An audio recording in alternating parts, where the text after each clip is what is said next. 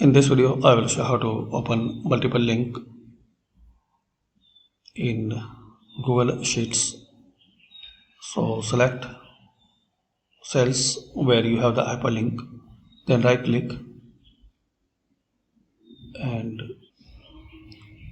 view more options, then open links.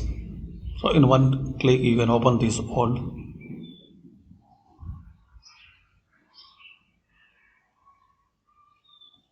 Another way, select them and using the shortcut Alt Enter. So you can open these links.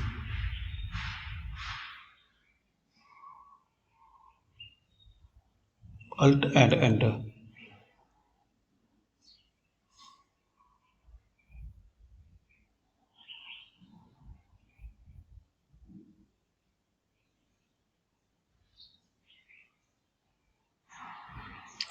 Thanks for watching.